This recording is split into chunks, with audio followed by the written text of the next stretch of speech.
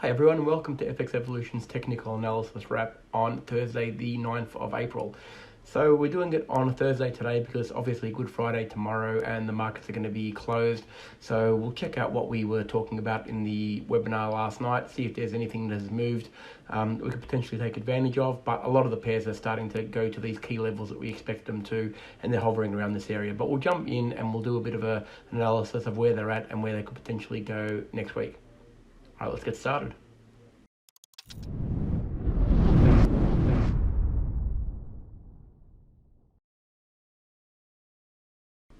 So we'll start with the Aussie USD. So we can see we've got a daily chart here. It's broken to a bit of a new high, which would normally lead me to believe that there's a change of trend, which I mean technically it is on a daily, but it does find itself at a pretty key area. So what we're going to do, we're going to jump into a few of the smaller charts and see if we can isolate a potential change to basically scalp, because like I said many times over, this is not really a time to be taking these long-term trend changes. We want to be probably scalping smaller opportunities. So we can go down to the 4-hour chart here and we can see that although it's made a lower high, or higher high and a higher low, it's hit the 200 moving average and sold off it a little bit. So it's finding itself still at a place of resistance. We've got a little bit of MACD divergence. I mean, we can basically draw that line there, so we can see there that we've got class A at resistance. So that leads me to believe that if we're looking for a bit of a scalping opportunity on this one, it would be to the short side and maybe only to the 20, because you don't want to be trading against the trend, and the daily and the 4-hour are definitely indicating that it's looking a bit long. So ideally, if you're going to scalp this one, you're probably wanting to be going only to around these moving averages here, where you could be expecting a potential relaunch. But the MACD divergence is definitely there, and it is at resistance, no question about that, on the 4-hour. Failing that, look, we can go to a 1-hour. We can see here, obviously, that we've got MACD divergence as well. I'll paint that for you so you can see what I'm talking about. Okay, so that is present there, a little bit more present than it was on the 4-hour. It's already had a little bit of a sell-off, but again, we could probably be looking at potentially breaking down. If it breaks down below this moving average on the 20, we could be potentially looking down at this level here to maybe take a scalping opportunity in the short direction. But again, definitely only a scalp, because it's not giving us any indication that it's going to sell off heavily. Okay. Let's move on to the USDCAD. This one here is still hovering in the area, hasn't really done anything since we last spoke about it. You can see there's the 4-hour chart, still at a pretty key zone. We'll take it out to a daily. You can see here that it's definitely trying to make a new low here. It hasn't done it yet. It needs to make a new low and get past a close below this level here to convince me that this is going to change from an uptrend to a downtrend. Hasn't happened yet, so we need to go to the smaller time frames. We've got basically a bit of a bottom here in the direction of still the existing trend. So a bit of divergence we can see. I'll draw that on so you can see what I'm talking about. Okay, this is class B divergence because the bottoms are equal.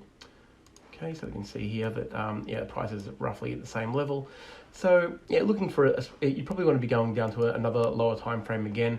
What we're looking for here is definitely a series of higher highs and higher lows that will convince us that we're going to be starting to move in a positive direction again and start to move up. So we want to see a higher trough and a higher peak. So if we get a new peak above this on the 1-hour chart, that will convince me that we're potentially looking for a long opportunity. But once again, probably scalping, and we're only going into these highs here.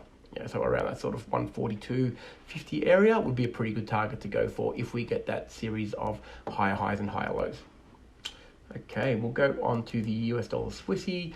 This has just been, a little scalping bonanza on the smaller time frames. You can see that it's making lower highs and lower lows, sticking within a range. This is a 15-minute chart. You can see that it's well within the range that it's been trading in for quite some time. So very easy take profit and stop loss levels on this one. So basically you got your support line here and you got your resistance up here. So just trading within this channel, the 200 has pulled it up on the daily here, as you can see. So pretty much what we're doing on this one is just scalping the up and down channel. Go to the smaller time frames, look for the higher highs and higher lows. Again, you just have to be really mindful that it is a public holiday. We're going to have 3 days off now, in Australia, obviously, and I know Good Friday's off everywhere around the world, so the markets are going to be closed. So I wouldn't be expecting to see a great deal of activity. So it's very small scalping opportunities, especially on a pair that doesn't move a lot anyway, which is the Swissy. Okay, we'll go over to the US dollar yen. We can see here it's still finding itself at this critical zone here at around sort of the 108.50 area. You can see here that it's going, it's rising, it's staying above the moving averages, but you can see how strong this support has been all the way through. This is the daily chart, so it's obviously a very, very key level for it. It's hovering above it, there's no question about that. So you're probably looking at again dropping to the smaller time frames, looking for those series of higher highs and higher lows to convince us that it is starting to move in an upward direction. There's plenty of blue sky in front of it if it does start to move up. It's got not much traffic really all the way to at least the sort of 110.20 area before it starts to find any serious resistance. So still plenty of room for it, good 150 pips if we get that higher high and higher low. But we want to be seeing a break at least above this level to convince us that it's going along, and that'll still give us pretty much a good 100 to 120 pips before the next resistance level. Okay, the S&P 500. All right, this continues to make new highs. You can see here that it's gone again and made a new high from our support line or resistance line that we had here the other day. We'll break down to a smaller time frame. We can see here that we've got a little bit of a double top starting to form. Obviously not formed yet, so it's only the start of what could potentially be one. This is a key resistance level for it and a key support zone. We need to go out a few time frames to actually see it, but it is definitely there. You can see here that right through this line here, I'll draw a horizontal line. Okay, so you can see here that it was a key support here, it was resistance here and resistance here, and it found a lot of trouble getting through this. Now this is a weekly chart, remember, so these are weekly candles. It's obviously a very, very important zone for it, so we need to pay close attention to what is going on here. For all intents and purposes, it does look long, but you have to factor in that what good news is coming out of the US at the moment. They're about to start an earnings season, which they know is going to be completely crippled by at least 6 weeks of no action in the economy. It can't be going on just drops of coronavirus infections. So we've got to be a little bit careful. We've got to treat it as a technical trade, and definitely factor in that it's probably going up.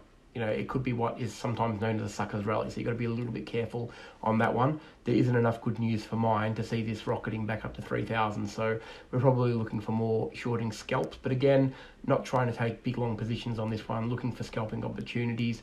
Go to the 4 hour, you can see that we've got a little bit of a double top, potentially trade that into the resistance level, which could provide support now. Again, just look for these smaller trades. Don't go for any big moves. Just look for the support and resistance zones around the area and trade into them, and you're probably going to get the best results doing that until we get some clear, definitive action and a trend that we can actually follow. So just probably look for those short-term scalps on this one as well. Okay, we will go on to gold. All right, gold is still looking like it wants to track higher. This is the one that I still have a little bit of faith in that can actually start to move in a positive direction for a bit of time, because we can see here that we've got a series of high highs and higher lows again on the daily, so it's certainly trying to break up. We want to see a break of a daily candle above this level here, so probably a candle breaking the 1670. If we get that, I'll be convinced that we're probably going to go onto the new highs and push the 1700 again, and then potentially up to the 1750. So definitely giving us signs that it wants to go long, but it's still got a little bit of work to do. We need to see a daily candle close above this level here. So I'll pop that I'll pop a line there so we can see that. Okay, we want to see a daily close above this level here, and then we can start to look for the long opportunities again to the 1700 at the very least, but probably pushing on to the 1750. We need to go out a fair while to actually see where those highs are, but that is what's possible. Not a lot in front of it if it gets past this zone. That's what probably excites us the most, that if it does break past there, there's not a lot stopping it all the way up to that sort of high 17s really. So a good one. All right, we will go on to the pound USD. This is the last one we'll look at today because there's not a lot of movement in the other ones. Again, really good scalping opportunities. You can see we had this really nice trade here. This is a 4-hour chart, so you can see we had that nice hammer candle on what was that little double bottom in the direction of the trend. That's obviously already played out. Came back and retested the neckline, which is what we love to see, and then off it went again. All right, it's going to find a little bit of trouble at the 200, more than likely, especially in this quiet market. Quiet markets respect support and resistance zones a lot more than crazy out of control markets. So you can expect them to be gravitating to these levels. But that doesn't mean that it can't push on to this sort of 124.50 level. So there's certainly some room for scalping. You've got 40 or 50 pips there that are available. If it hits there, more than likely you'd be looking for shorting opportunities on the smaller time frames. Expect to find some resistance in this level here, and the 200 sort of complementing that, and then potentially look at shorting it back into the support zones here again. We've got a support through this level here, so around that sort of 23.30. So it's probably 150 pip range there that you can trade and scalp in the next 24-hour period before the break when the market stops. So so pretty much that wraps up what we're looking at. That's worth looking in the technical space. I think you just have to be mindful, obviously, that it is a day before Good Friday, so the market's going to be slow. Look for the trading opportunities and basically just go for the scalp into support and resistance that are obvious there, and go for probably smaller moves that you normally would, just knowing that the time frame is going to suit that sort of trading. So hope everybody has a fantastic Easter break, and I look forward to seeing you all next week when we commence again on the Wednesday night webinar. Thanks, guys.